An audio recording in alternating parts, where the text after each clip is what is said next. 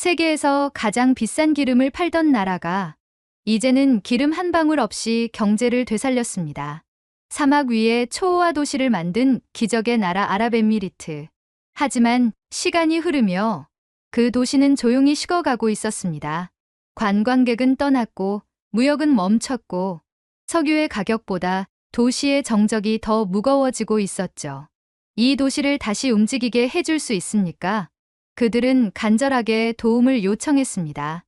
하지만 대부분의 나라는 침묵했습니다. 시장성이 낮다, 리스크가 크다. 심지어 아랍에미리트의 석유 자원을 노리며 석유 공급 없이는 회생 불가라는 냉정한 평가를 던질 뿐이었습니다. 그 순간 단 두 나라만이 조용히 문을 두드렸습니다. 독일 그리고 한국. 누가 선택을지는 분명해 보였습니다. 하지만 결과는 모두의 예상을 깼습니다. UAE가 택한 것은 독일이 아니었습니다. 한국이었습니다. 그리고 그날 이후 한국의 기술이 도시의 숨을 되살리고 멈췄던 경제의 흐름을 다시 움직이게 했습니다. 지금도 전 세계는 질문을 던집니다. 왜 한국이었나? 그들은 도대체 어떤 기술을 가지고 있던 것인가? 지금 바로 비디오를 재생해 보겠습니다. 그 전에 잠깐 1초 만에 누를 수 있는 좋아요 버튼을 꾹 눌러주시면 영상 제작에 아주 큰 힘이 됩니다. 안녕하세요. 저는 아랍에미리트 국왕 직속 교통개발청에서 20년간 도시 개발 프로젝트를 담당해온 알자이드입니다. 2020년 어느 날 밤, 제 인생을 완전히 바꾼 전화 한 통이 걸려왔습니다. 자이드, 지금 당장 왕궁으로 와. 국가의 운명이 걸린 일이야. 그때만 해도 저는 몰랐습니다. 그날 밤의 선택이 전 세계를 놀라게 하고 한 나라의 진짜 실력을 증명하는 역사적 순간이 될 것이라는 걸 말입니다. 지금부터 들려드릴 이야기는 제가 직접 목격한 한국이라는 나라가 보여준 놀라운 철학과 기술력에 대한 진실한 증언입니다. 그날 밤 11시 30분, 왕궁 지하 2층 비밀의실로 향하는 엘리베이터 안에서 저는 손에 땀이 나는 걸 느꼈습니다. 20년간 수많은 국가 프로젝트를 담당해봤지만 이런 긴급 소집은 처음이었거든요. 엘리베이터가 멈추고 문이 열리자 보인 광경은 충격적이었습니다. 국왕을 포함해 경제부 장관, 국방부 장관, 그리고 왕실 최고위층 12명이 모두 모여 있었습니다. 이런 규모의 긴급회의는 전쟁이 터졌을 때나 볼 수 있는 광경이었죠. 회의실 정면 대형 스크린에는 끔찍한 수치들이 붉은 글씨로 깜빡이고 있었습니다. 관광 수입 67% 급감, 석유 의존도 위험 수준 도달, 국가 신용등급 하향 경고, 실업률 15% 돌파 임박, 코로나19로 전 세계가 멈춘 상황에서 석유와 관광에만 의존해온 우리나라는 말 그대로 벼랑 끝에 서 있었습니다. 더 충격적인 건 이 모든 수치가 불과 3개월 만에 나빠진 것들이었다는 점이었습니다. 국왕이 무거운 목소리로 입을 열었습니다.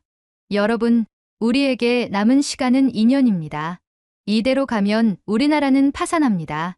그 순간 회의실 안의 공기가 얼어붙었습니다. 파산. 석유부국 UAE가 파산한다고? 하지만 숫자는 거짓말하지 않았습니다. 석유 가격은 배럴당 30달러까지 떨어졌고 관광객은 하루 평균 300명도 오지 않는 상황이었거든요. 불과 1년 전만 해도 하루 3만 명이 넘는 관광객이 두바이를 찾았는데 말입니다. 경제부 장관이 떨리는 목소리로 보고했습니다. 폐하, 현재 상황으로는 향후 5년 내 국가 재정이 고갈될 가능성이 87%입니다. 더 이상 석유에만 의존할 수 없습니다. 그런데 문제는 대안이 없다는 겁니다. 저는 그때까지도 이 상황이 얼마나 심각한지 완전히 이해하지 못했습니다. 우리나라가 정말 망할 수도 있다는 현실을 받아들이기 어려웠거든요. 그때 국왕이 의외의 말을 했습니다. 그렇다면 우리가 지금까지 파던 땅 위에 전 세계 사람들이 달려오게 만들어보자. 저는 그 말의 의미를 곧바로 이해했습니다. 석유를 캐던 땅을 사람들이 찾아오는 땅으로 바꾸겠다는 것이었죠. 하지만 어떻게? 관광지는 이미 세계 최고 수준이었고 무역항도 충분했습니다.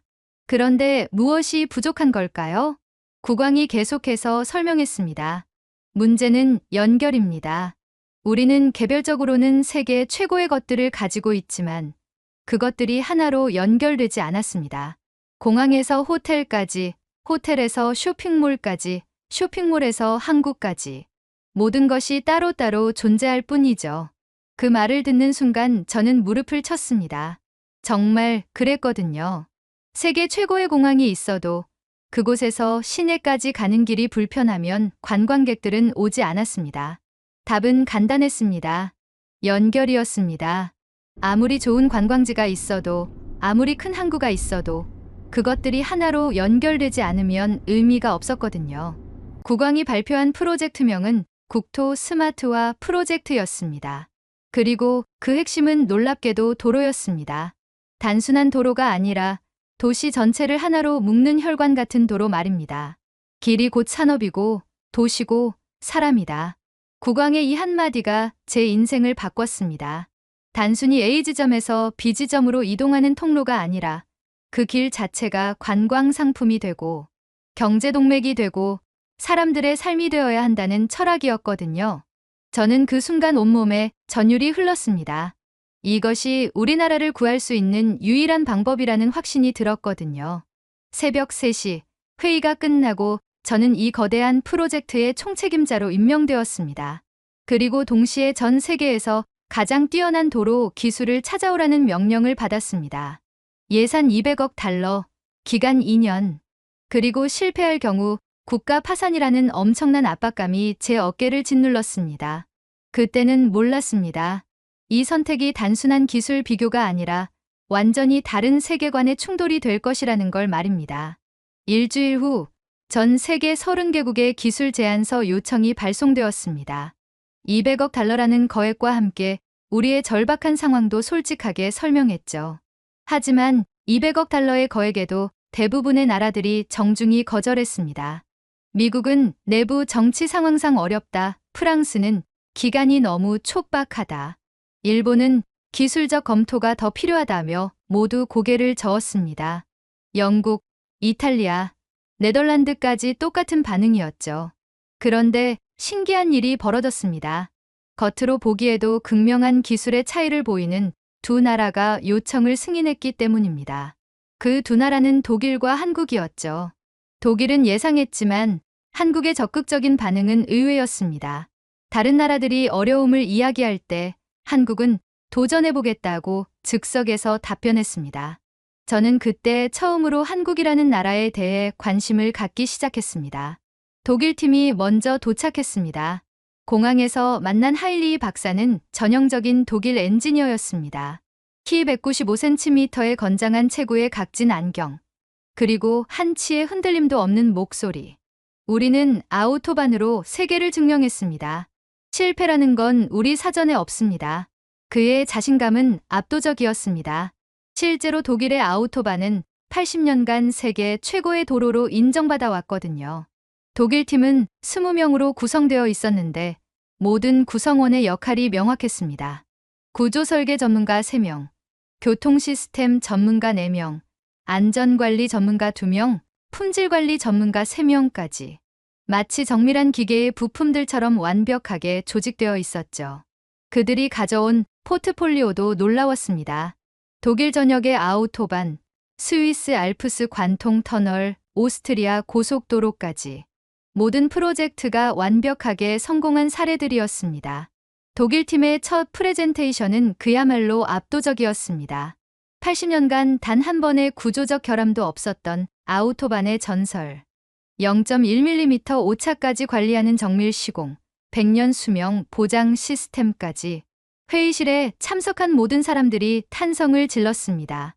이것이 진짜 기술이구나. 저 역시 감탄하지 않을 수 없었습니다. 이런 완벽함은 처음 봤거든요. 하일리 박사가 자신 있게 말했습니다. 우리가 만든 도로는 영원합니다. 한 번 완성되면 100년간 완벽하게 작동합니다. 날씨, 지진, 홍수 모든 자연재해를 견딜 수 있습니다. 우리는 실수하지 않습니다. 그의 눈빛에는 100년 독일 공학의 자부심이 타오르고 있었습니다. 실제로 그들이 제시한 기술 명세서는 한치의 빈틈도 없었습니다. 모든 변수를 계산하고 모든 위험을 대비한 완벽한 설계였죠. 하지만 이틀 후 도착한 한국팀은 완전히 달랐습니다. 김성훈 팀장은 40대 중반의 평범해 보이는 남자였지만 첫 마디부터 제 예상을 뒤집었습니다. 저희는 도로를 만드는 게 아니라 사람의 하루를 설계합니다. 그 말을 듣는 순간 저는 약간 당황했습니다. 사람의 하루를 설계한다고? 도로가 그런 걸 할 수 있다고? 한국팀의 구성부터 특이했습니다. 토목공학자 옆에 심리학자가 앉아있고 교통 시스템 전문가 옆에 문화인류학자가 있었거든요.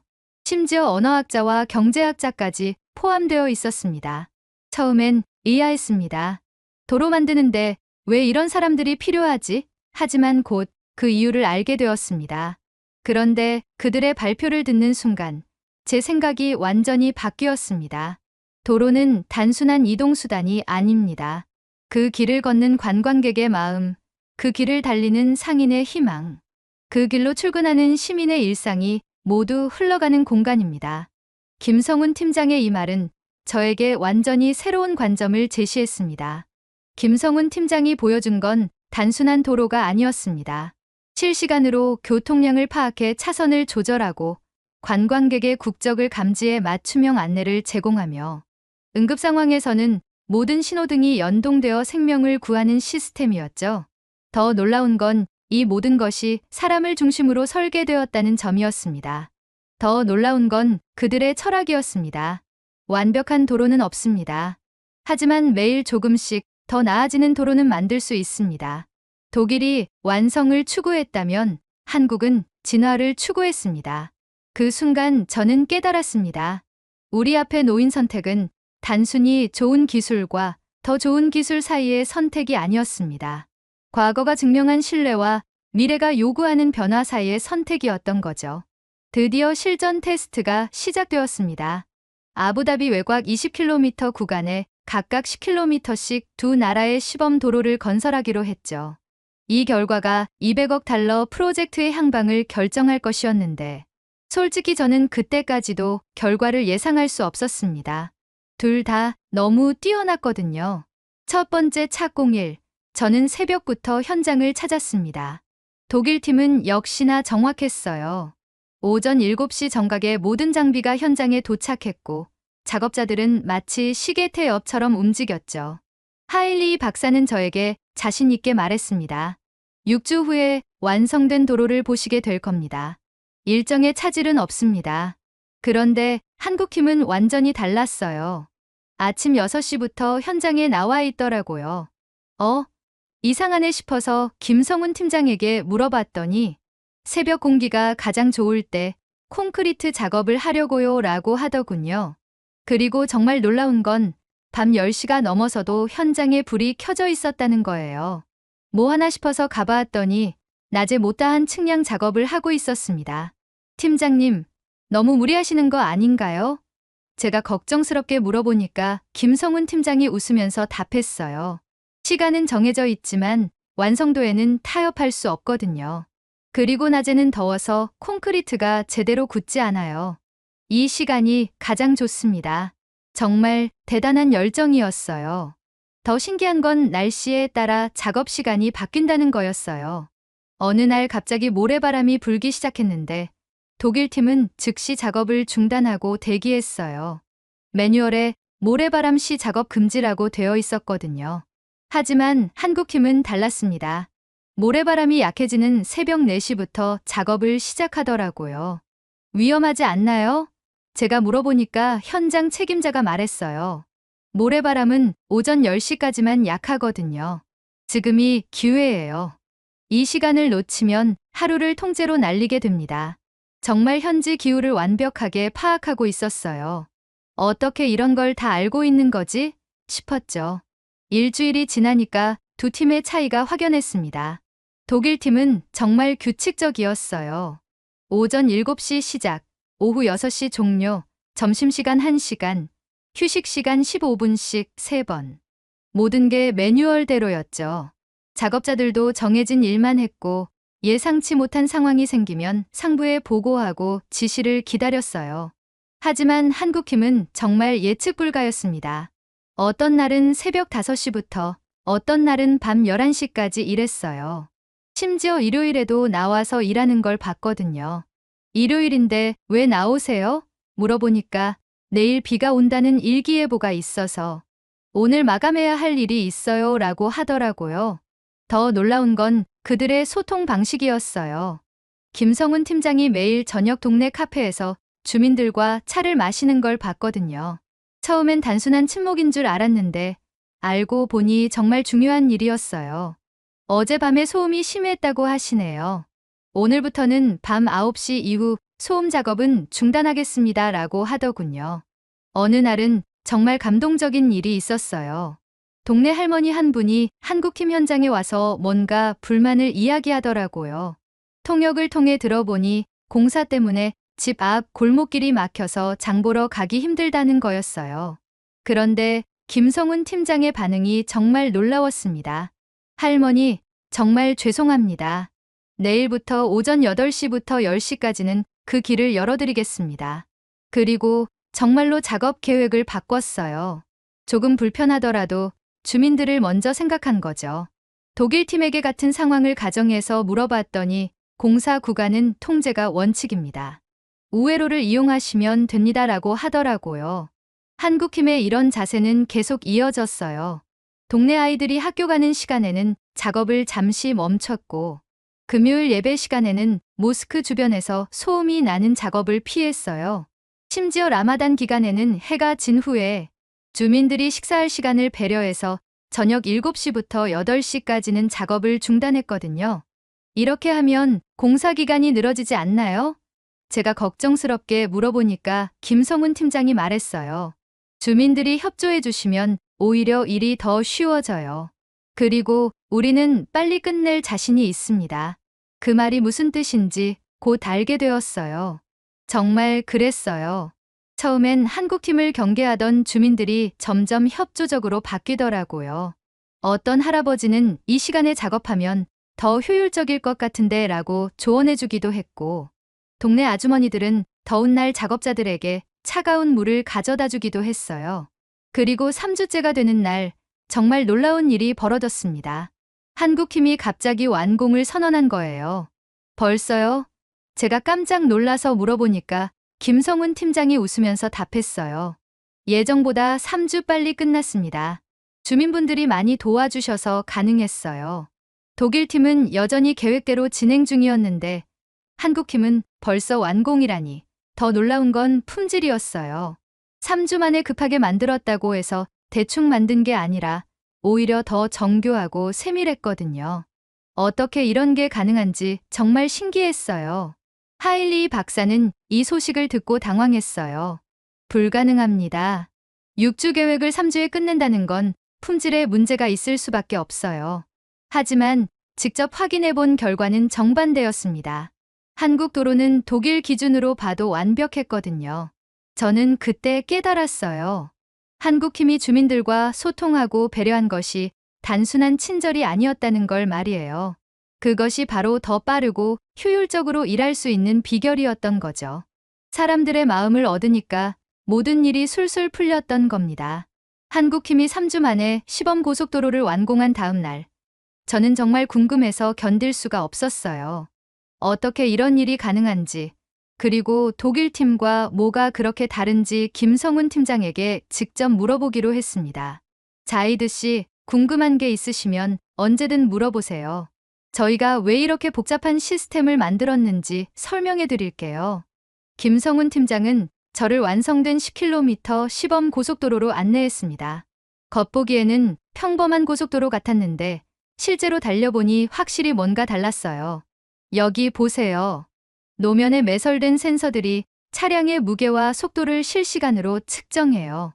그리고 전광판을 통해 최적의 주행 정보를 제공하죠. 고속도로 곳곳에 전광판들이 설치되어 있었는데 단순한 속도 제한 표시가 아니라 훨씬 다양한 정보를 보여주고 있었어요.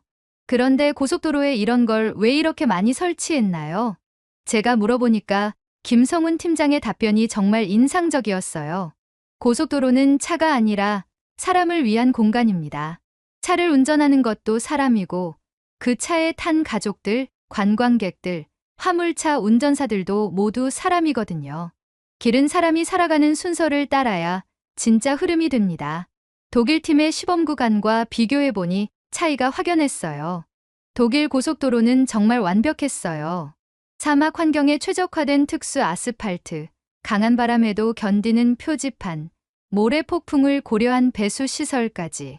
하일리 박사가 자랑하던 대로 아우토반의 기술력을 UAE 환경에 맞게 완벽하게 적용한 거였죠. 우리는 사막이라는 극한 환경에서도 아우토반 수준의 안전성과 내구성을 보장합니다. 50도 고온에서도 모래 폭풍에서도 변함없는 성능을 유지하죠. 하일리 박사의 설명을 들으니 정말 대단했어요. 80년 노하우가 느껴졌거든요. 하지만 한국 고속도로는 완전히 다른 접근이었어요. 실제로 달려보니 뭔가 살아있는 느낌이었거든요.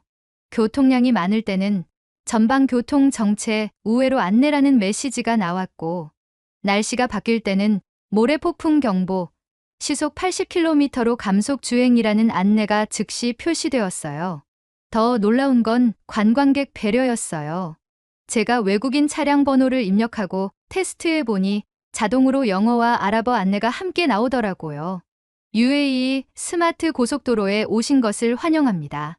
전방 관광지 부르즈 알 아랍 25km, 두바이 몰 40km, 그리고 각 관광지까지의 예상 소요 시간과 함께 간단한 소개까지 나왔어요. 고속도로에서 왜 관광 안내까지 하나요? 제가 물어보니까 김성훈 팀장이 웃으며 답했어요. 아랍에미리트의 목표가 관광과 무역의 허브가 되는 거잖아요. 고속도로도 단순한 이동수단이 아니라 관광 인프라의 일부예요. 외국인이 처음 와서 길을 헤매지 않고 정말 친절한 나라구나라고 느낄 수 있도록 말이에요.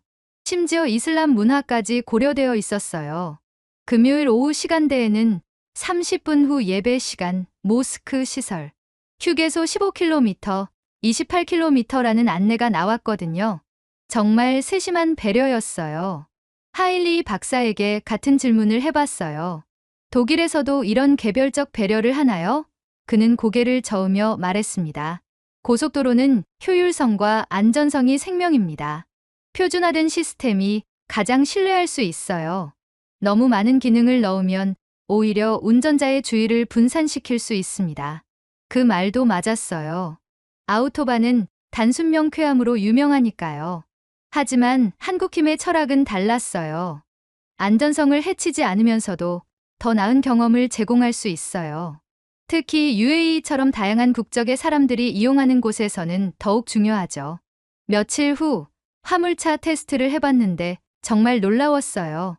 무거운 트럭이 진입하자 대형 차량 감지, 화물 운송 최적 경로 우측 차선 이용 권장이라는 안내가 나왔고, 휴게소 정보도 대형차 주차 가능 12km, 25km로 구체적으로 표시되었어요.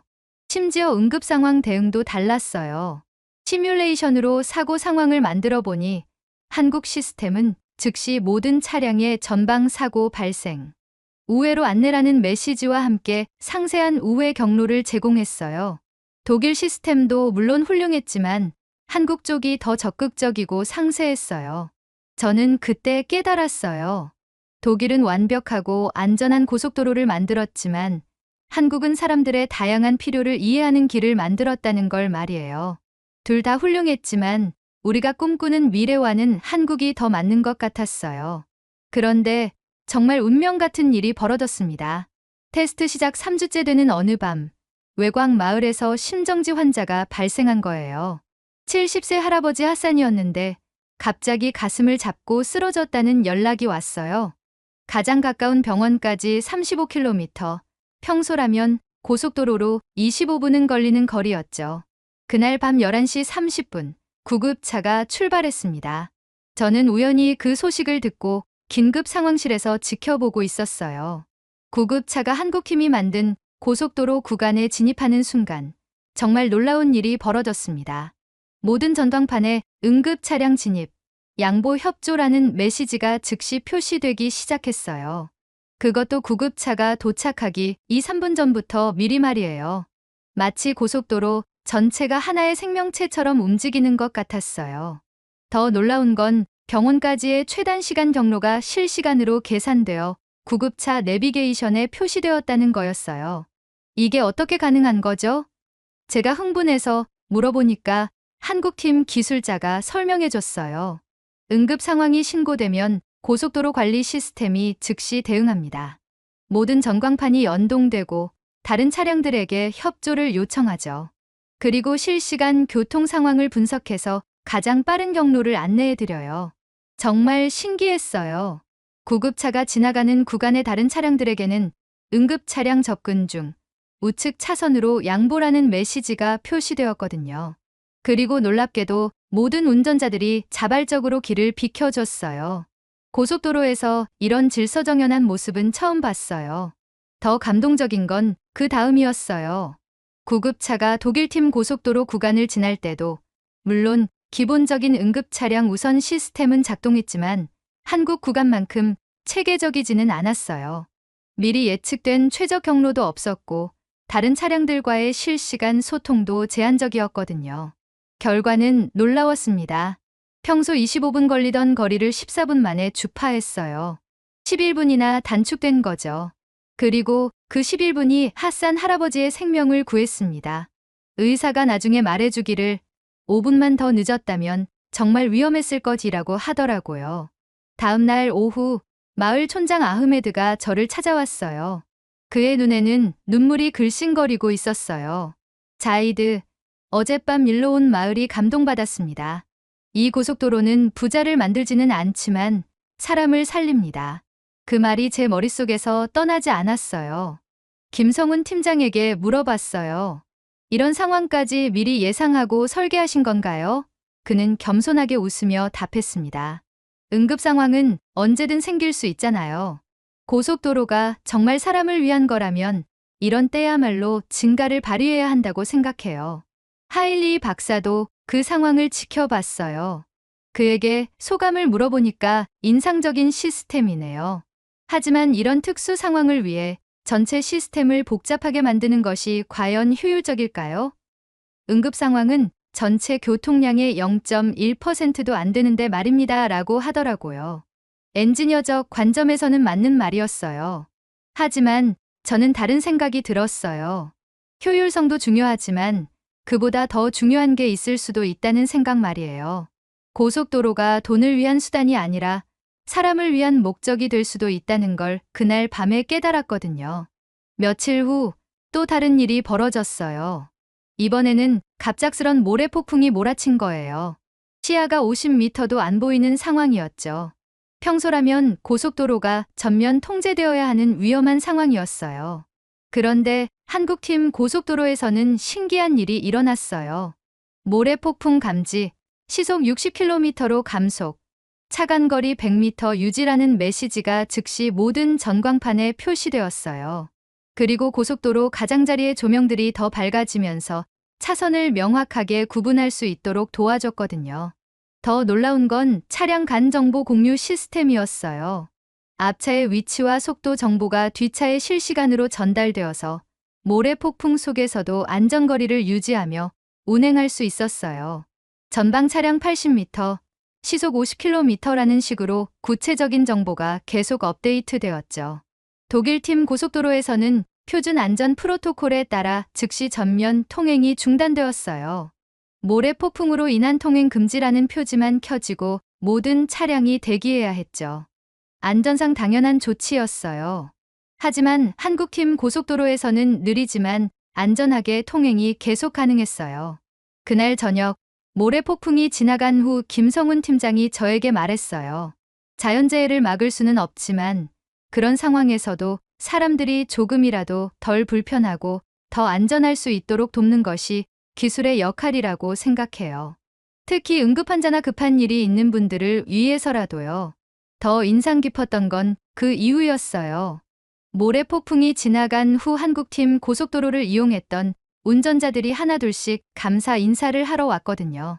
한 택시 기사는 덕분에 공항 가는 손님을 무사히 모셔다 드렸다고 했고, 화물차 운전사는 중요한 납기를 맞출 수 있었다고 고마워했어요. 저는 그때 결심했습니다. 고속도로가 돈을 위한 수단이 아니라 사람을 위한 목적이 될 수도 있다는 걸 이제는 확실히 안다고 말이에요. 하지만 아직 최종 결정을 내리기에는 더 지켜봐야 할 것들이 있었습니다. 최종 선택을 앞두고 독일 측에서 총력전에 나섰습니다.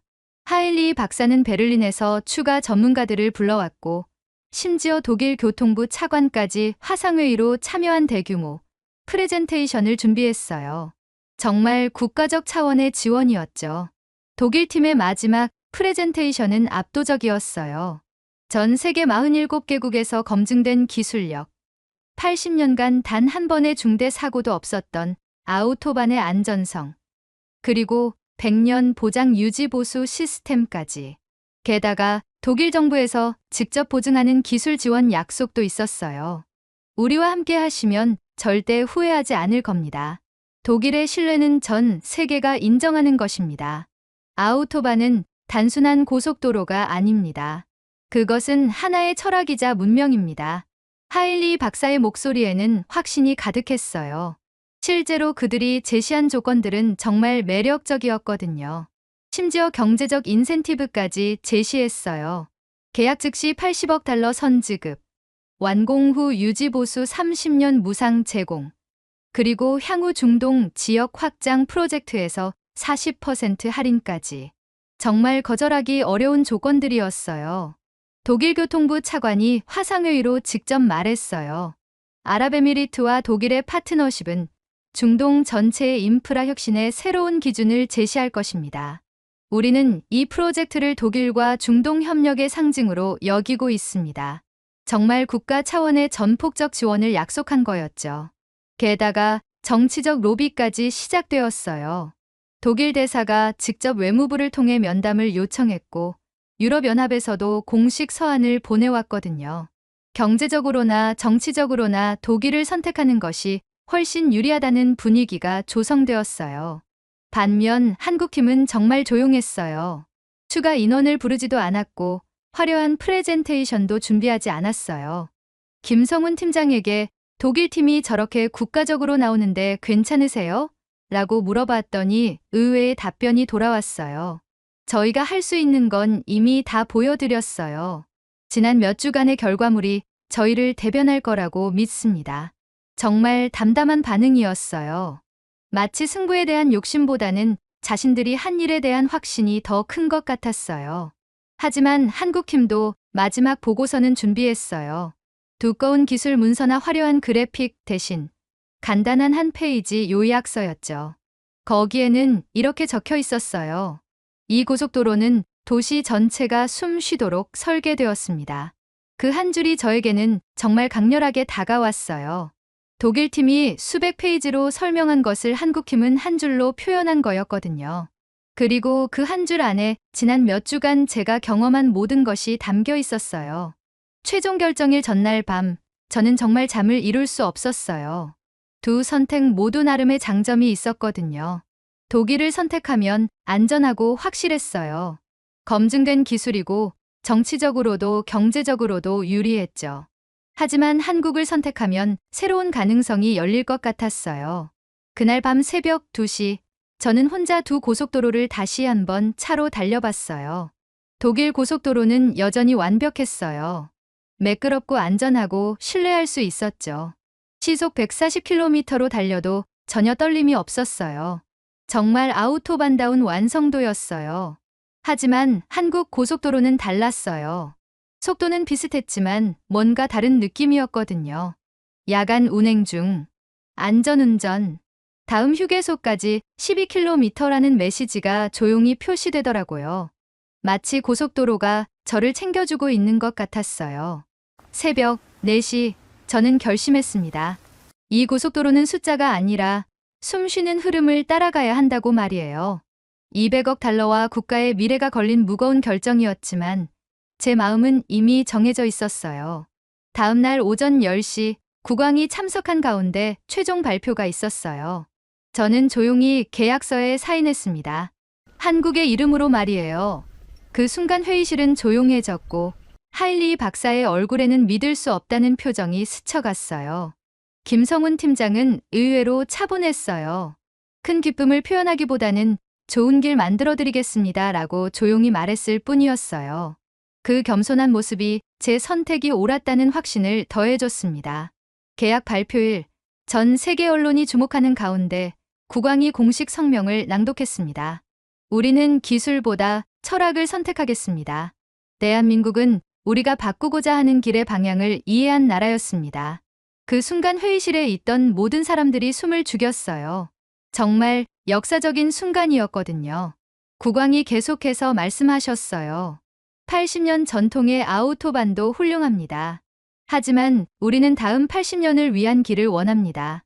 한국은 단순히 고속도로를 건설하는 것이 아니라 우리 국민의 하루를 설계해주겠다고 약속했습니다. 저는 그 말을 들으며 가슴이 뭉클해졌어요. 제가 내린 선택을 국왕께서 이해해 주신 거였거든요. 발표가 끝나자마자 전 세계 언론이 일제히 속보를 타전했습니다. CNN은 아우토반의 독일을 꺾은 KIUA의 승리라고 보도했고, BBC는 기술을 넘어 도시를 설계한 스마트 고속도로라는 제목으로 특집을 방송했어요. 로이터 통신은 중동 인프라 시장의 새로운 강자, 한국이라고 분석 기사를 내보냈죠. 저는 발표 직후 기자들에게 짧은 인터뷰를 했어요. 왜 한국을 선택하셨나요? 라는 질문에 이렇게 답했습니다. 우리가 원하는 건 고속도로가 아니라 관광객이 달리고 상품이 흐르고 시민이 살아나는 길입니다. 한국은 그걸 먼저 이해했습니다. 하지만 모든 반응이 긍정적이지만은 않았어요. 독일 언론들은 기술적 우위를 무시한 정치적 선택이라고 비판했고, 일부 UAE 내 보수층에서는 검증되지 않은 기술에 국가 운명을 맡기는 것이 위험하다는 우려를 표명했어요. 심지어 의회에서도 반대 의견이 나왔거든요. 특히 경제부 일각에서는 강한 반발이 있었어요. 독일의 제안이 경제적으로 훨씬 유리했는데 왜 감정적 선택을 했느냐는 비판이었죠. 저는 그때 처음으로 제 선택에 대한 부담감을 느꼈어요. 정말 잘한 선택일까 하는 의구심도 들었고요. 하지만 김성훈 팀장은 여전히 차분했어요. 비판받는 것도 당연해요. 새로운 시도는 항상 논란을 불러일으키니까요. 저희가 할 일은 결과로 증명하는 것뿐입니다. 그의 말에서 흔들리지 않는 확신을 느꼈어요. 계약 발표 일주일 후 정말 놀라운 일이 벌어졌어요. 한국에서 추가 기술진 50명이 도착한 거예요. 그런데 이들의 구성이 또 특이했어요.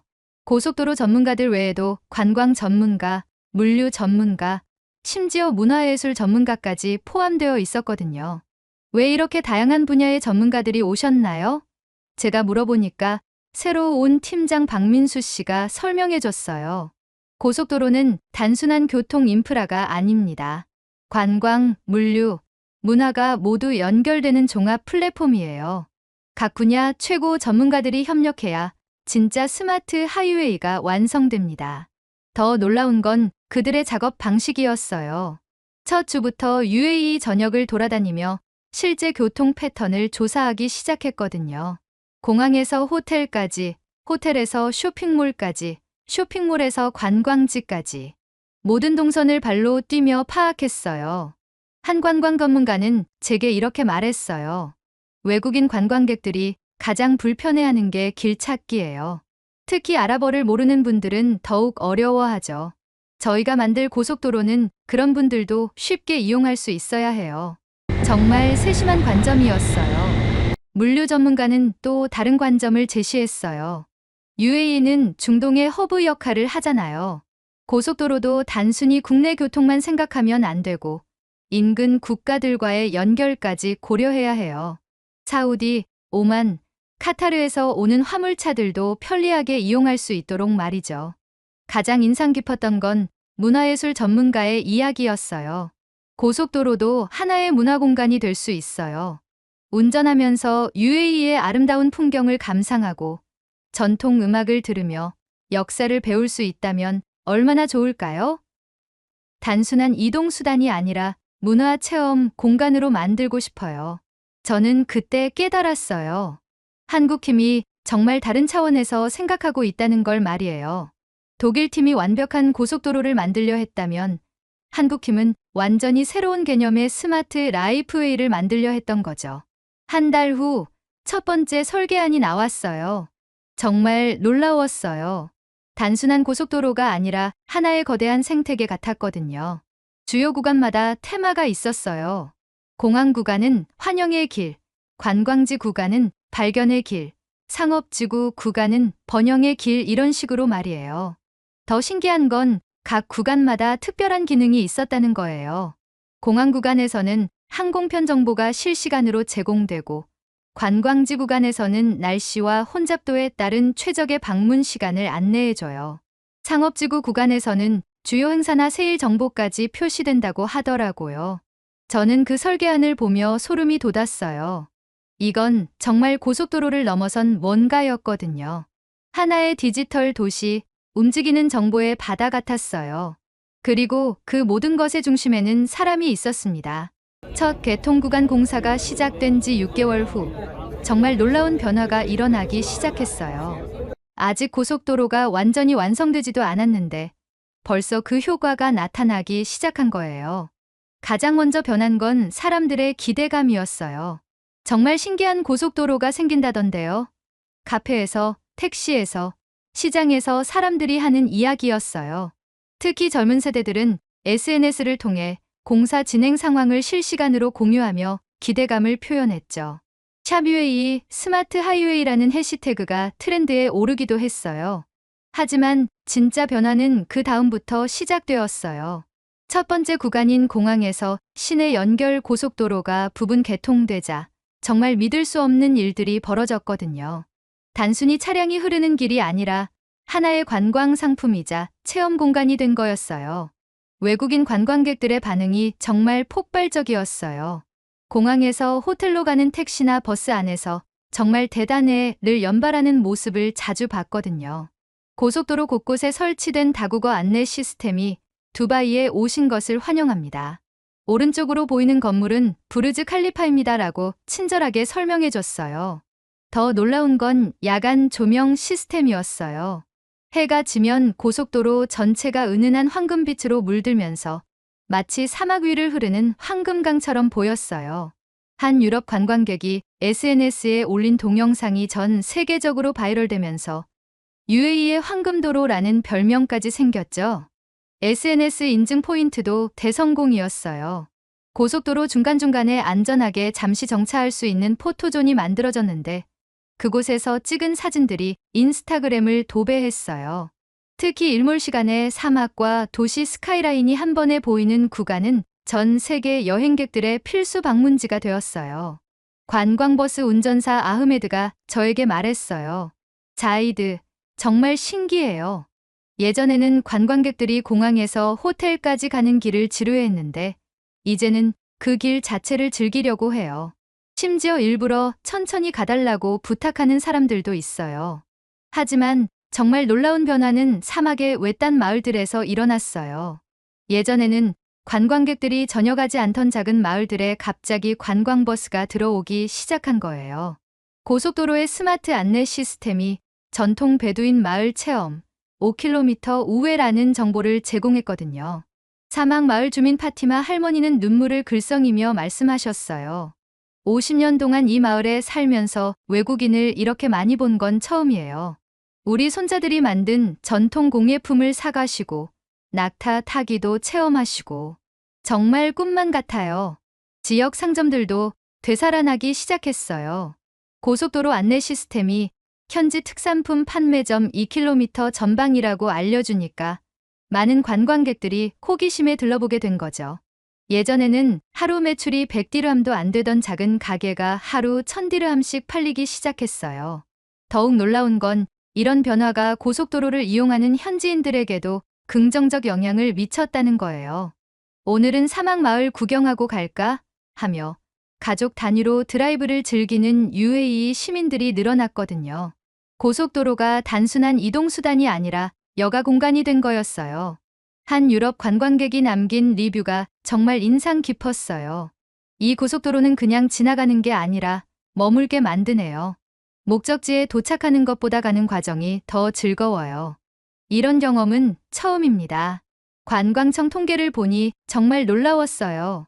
고속도로 개통 이후 외국인 관광객의 평균 체류 기간이 2.3일에서 3.8일로 늘어났거든요.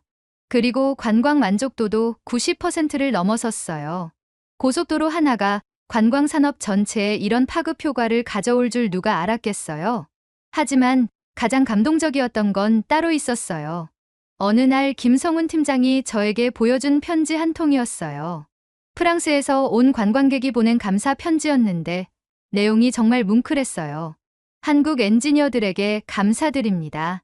저는 휠체어를 이용하는 장애인인데 이번 두바이 여행에서 처음으로 차별받지 않는다고 느꼈습니다. 고속도로의 모든 안내가 음성으로도 제공되고 휴게소마다 장애인 편의시설이 완벽했어요. 고속도로를 달리면서 울었습니다. 정말 고마워요. 그 편지를 읽으며 저는 깨달았어요. 한국 힘이 만든 건 단순한 고속도로가 아니라는 걸 말이에요. 모든 사람이 편안하고 즐겁게 이용할 수 있는 진정한 의미의 사람을 위한 길이었던 거죠. 고속도로 개통 1년 후 정말 예상치 못한 변화가 일어났어요. 항구와 공항을 잇는 고속 물류 구간이 완성되자 UAE의 경제 구조 자체가 바뀌기 시작한 거예요. 기존 두바이항 단일 집중 구조에서 완전히 새로운 분산형 무역 네트워크가 작동하기 시작했어요. 이전에는 모든 화물이 두바이항에 집중되어 병목 현상이 심했어요. 컨테이너 하역부터 내륙 운송까지 평균 3, 4일이 걸렸거든요. 하지만 새로운 스마트 물류 시스템이 도입되자 상황이 완전히 달라졌어요. 물류 전문가 이정민 씨가 설명해 줬어요. 기존에는 모든 화물이 두바이항에서 시작해서 전국으로 퍼져나갔어요. 하지만 이제는 목적지에 따라 최적의 항구와 경로가 자동으로 배정됩니다. 아부다비로 가는 화물은 아부다비항에서, 샤르자로 가는 화물은 샤르자항에서 바로 시작하죠. 더 놀라운 건 실시간 최적화 시스템이었어요. AI가 전국의 교통 상황, 날씨, 심지어 육아까지 고려해서 가장 효율적인 운송 경로를 계산해주는 거였어요. 덕분에 물류 비용이 평균 30% 절감되었고 배송 시간도 40% 단축되었어요.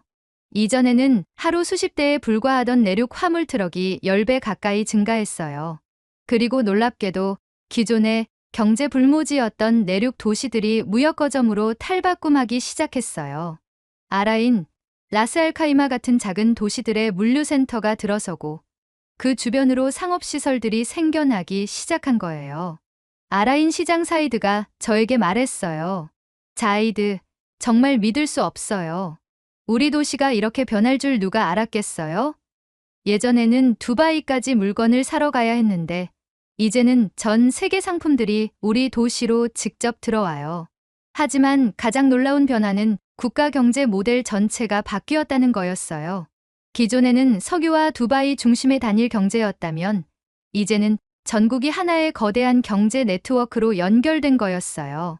그 누구도 고속도로 하나가 국가 경제 모델 전체를 바꿀 수 있으리라 생각하지 못했어요. 경제부 통계를 보니 정말 놀라웠어요. 비석유 부문 GDP가 전년 대비 23% 증가했고 지역 간 소득 격차도 크게 줄어들었어요. 특히 내륙 지역의 경제 성장률이 40%를 넘어섰거든요. 국제물류 회사들도 몰려들기 시작했어요. DHL, 페덱스, UPS 같은 글로벌 기업들이 UAE를 중동 물류 허브로 지정하면서 대규모 투자를 발표했어요. 이런 스마트 물류 시스템은 세계에서 처음 봅니다. UAE가 중동의 싱가포르가 될 것 같아요 라는 평가였어요. 더욱 놀라운 건 주변 국가들의 반응이었어요. 사우디아라비아, 오만, 카타르에서 공식적으로 UAE의 스마트 고속도로와 연결하고 싶다고 요청해 온 거예요. 중동 전체가 하나의 거대한 물류 네트워크로 연결될 가능성이 보이기 시작한 거죠. 사우디 교통부 장관이 공식 방문했을 때 한 말이 인상적이었어요. UAE의 스마트 고속도로는 단순한 인프라가 아닙니다.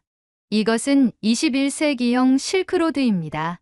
우리도 이 혁신에 동참하고 싶습니다. 하지만 가장 감동적이었던 건 작은 변화들이었어요. 시골 농부 압둘라가 자신이 기른 대추야자를 전국으로 판매할 수 있게 되었고 라스알카이마의 작은 수공예품 공장에서 만든 제품들이 두바이몰에서 팔리기 시작했어요. 어느 날 김성훈 팀장이 저에게 말했어요. 자이드 씨, 우리가 목표했던 게 바로 이거였어요. 고속도로가 단순히 물건을 나르는 게 아니라 사람들의 꿈과 희망을 실어 나르는 거죠. 작은 마을의 농부도 대도시의 기업가도 모두 같은 기회를 가질 수 있게 되었어요. 국왕도 이런 변화에 대해 공식 성명을 발표하셨어요. 우리는 단순히 도로를 건설한 것이 아닙니다. 우리는 새로운 미래를 건설했습니다. 이 길을 통해 우리 국민 모두가 더 나은 내일을 향해 나아갈 수 있게 되었습니다. 저는 그때 정말 가슴이 벅찼어요. 2년 전 절망적이었던 상황에서 시작된 프로젝트가 이렇게 놀라운 결과를 가져올 줄 누가 알았겠어요? 한국힘의 선택이 정말 옳았다는 확신이 들었어요. 고속도로 완전 개통 2년 후 전 세계가 UAE의 변화에 주목하기 시작했어요. 그리고 그 중심에는 한국의 기술과 철학이 있었습니다. BBC가 제작한 특별 다큐멘터리 도로의 기술이 하나의 나라를 바꿀 때가 전 세계에 방송되면서 정말 놀라운 반향을 일으켰어요. BBC의 수석 기자 존 스미스가 직접 UAE를 방문해서 취재한 내용이었는데 그의 평가는 정말 인상적이었어요. 한국은 고속도로를 만든 게 아니다. 사람과 도시와 삶을 연결하는 흐름을 설계했다. 이것은 21세기 인프라의 새로운 패러다임이다. 이 다큐멘터리가 방송된 후 정말 놀라운 일이 벌어졌어요. 김성훈 팀장이 저에게 전화를 걸어와서 믿을 수 없는 소식을 알려준 거예요. 자이드 씨, 정말 놀라운 일이 일어나고 있어요. 유럽, 중동, 아시아 9개국에서 동시에 한국 정부에 기술 협력을 요청해 왔어요. 더 자세한 이야기를 들어보니 정말 놀라웠어요. 독일 교통부에서 한국 정부에 공식 서한을 보내왔다는 거예요. 2년 전 경쟁에서 졌던 바로 그 독일이었거든요. 한국의 스마트 하이웨이 기술을 독일 아우토반에 적용하고 싶다는 내용이었다고 했어요. 하일리 박사도 함께 서울을 방문하겠다고 했다더군요. 김성훈 팀장이 계속 설명해 줬어요. 프랑스는 더 구체적이에요. 파리리옹 고속도로를 우리 방식으로 재설계하고 싶다며 100억 유로 규모의 프로젝트를 제안해 왔어요. 고속철도와 KIUA의 결합이라는 비전을 제시했거든요. 영국에서는 런던 시장이 직접 한국 도로교통공사에게 편지를 보내왔다고 했어요. 브렉시트 이후 영국의 새로운 성장 동력이 필요하다. 한국의 기술로 영국을 스마트 아일랜드로 만들고 싶다는 내용이었다고 하더라고요. 정말 상상도 못했던 일들이었죠. 며칠 후 한국 대사관에서도 연락이 왔어요. UAE 프로젝트가 한국의 국제적 위상을 크게 높였다는 내용이었어요. 대사님이 직접 저를 초청해서 말씀하시기를 자이드 씨의 선택이 한국에 정말 큰 기회를 가져다 주었습니다. 지금 전 세계가 한국의 기술에 주목하고 있어요. 하지만 가장 놀라운 건 유엔에서 벌어진 일이었어요. 한국 외교부에서 공식 발표한 내용인데 유엔 스마트 인프라 포럼에서 KIUA라는 용어가 공식적으로 등재되었다는 거였어요. 독일의 아우토반, 미국의 인터스테이트와 함께 한국의 KIUA가 세계 3대 고속도로 모델로 인정받은 거였어요.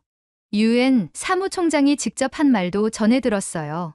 KIUA는 단순한 교통 인프라가 아닙니다. 이것은 지속가능한 발전의 모델이자 기술과 인간이 조화롭게 공존하는 미래의 청사진입니다.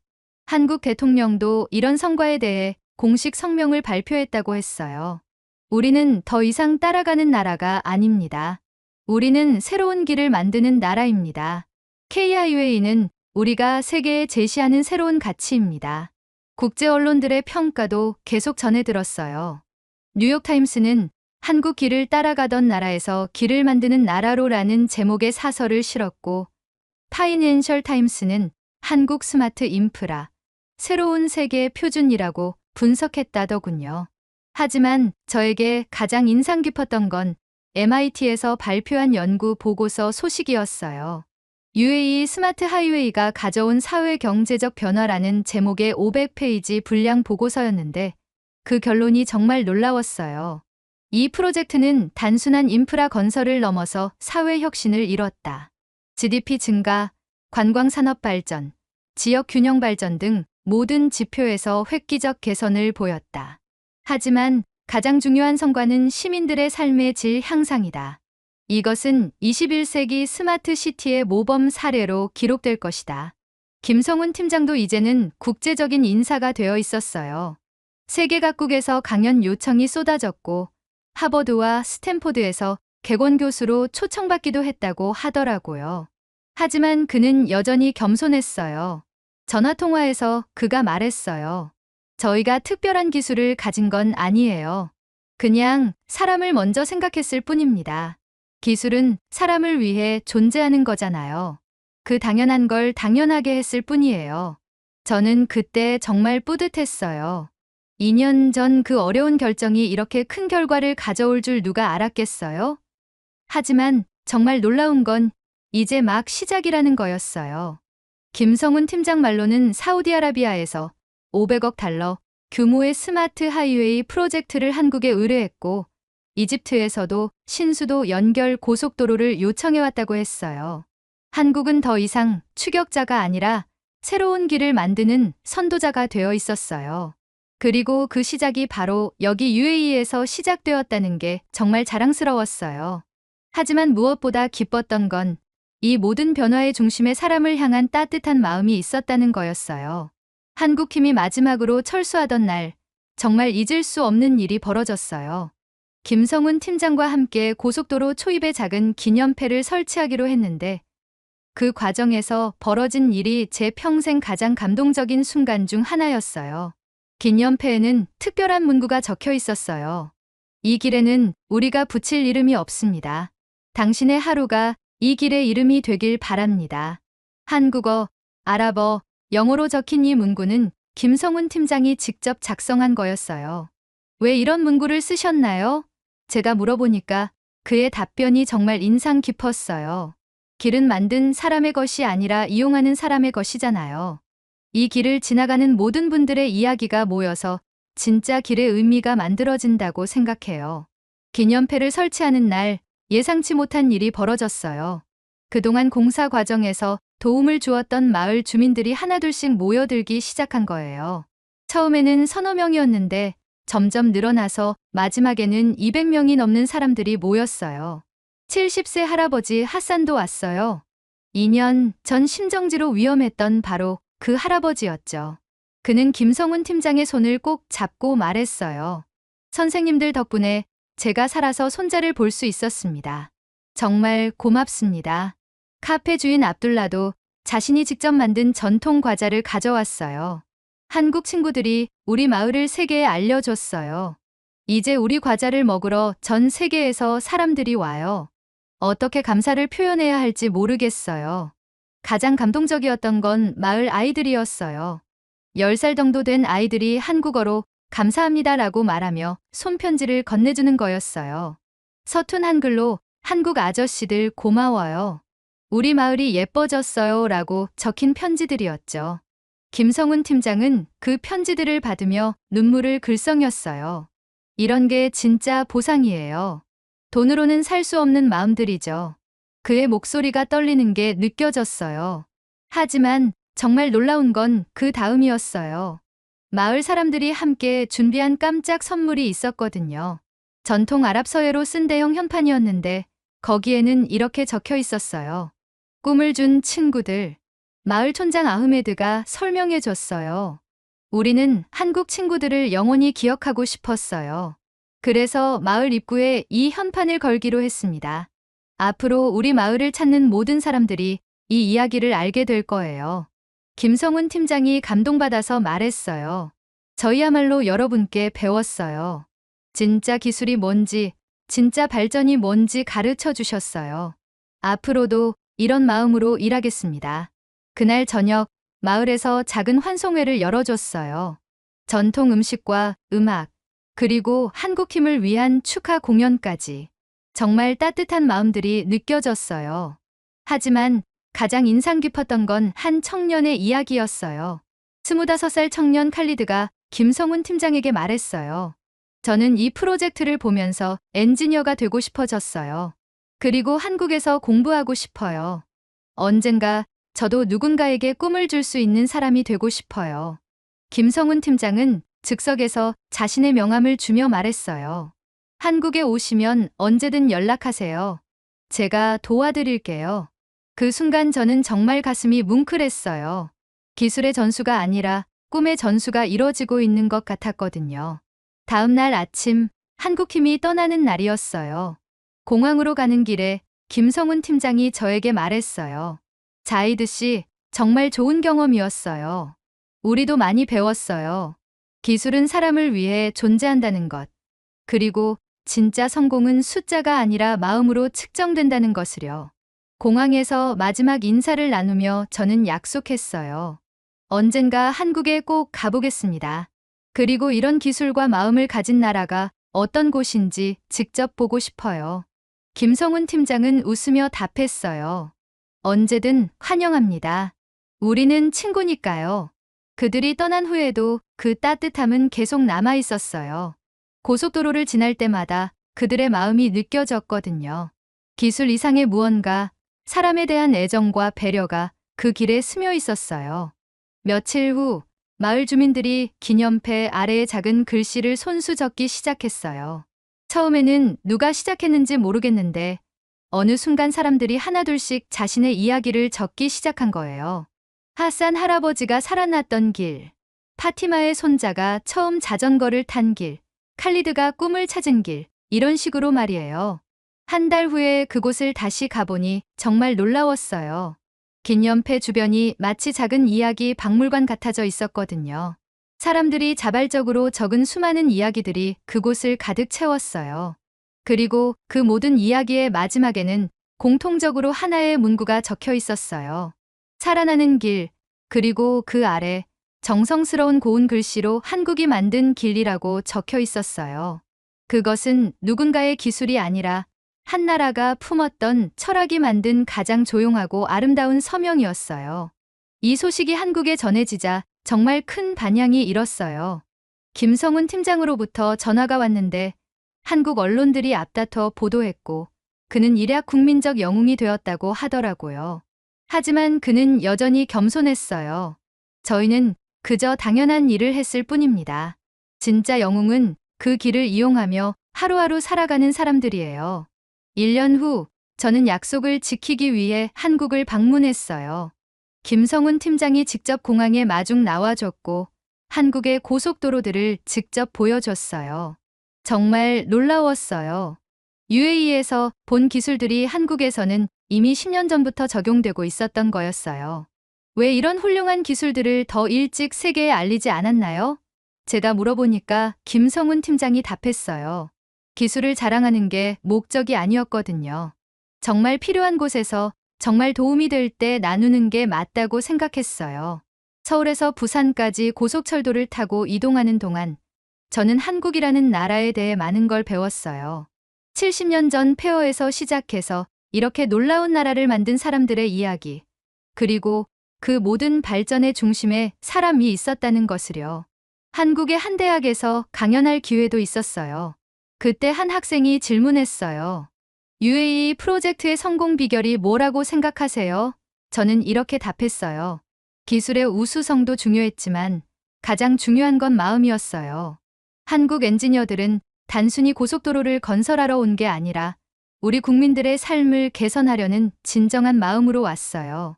그 마음이 모든 차이를 만들었죠. 강연 후 한 학생이 저에게 와서 말했어요. 저도 나중에 해외에서 일할 기회가 있으면 김성훈 팀장님처럼 그 나라 사람들에게 도움이 되는 사람이 되고 싶어요. 그 말을 들으며 저는 확신했어요. 한국의 진짜 힘은 기술이 아니라 사람을 생각하는 마음이라는 걸요. 지금 UAE를 방문하는 외국인들은 공항에서 나오자마자 살아나는 길이라는 이름의 고속도로를 만나게 됩니다. 그리고 그 길을 달리며 한국이라는 나라에 대해 자연스럽게 알게 되죠. 이런 배려심 넘치는 기술을 만든 나라는 어떤 곳일까 하면서요. 작년 통계를 보니 정말 놀라웠어요. 한국을 방문하는 중동 관광객이 300% 증가했고 한국 기업들의 중동 진출도 크게 늘어났어요. 고속도로 하나가 두 나라 사이의 다리 역할을 하고 있는 거였어요. 그리고 가장 뿌듯한 소식도 들었어요. 칼리드가 정말로 한국으로 유학을 떠났다는 거였어요. 김성훈 팀장이 장학금까지 알아봐서 도와줬다고 하더라고요. 언젠가 저도 누군가에게 꿈을 줄 수 있는 엔지니어가 되겠다며 한국행 비행기에 올랐다는 소식을 들었을 때 정말 눈물이 났어요. 지금도 가끔 그 고속도로를 지나갈 때면 생각해요. 4년 전 그 절망적인 상황에서 한국을 선택한 것이 제 인생 최고의 결정이었다고요. 그리고 언젠가 제 손자에게 이 이야기를 들려주고 싶어요.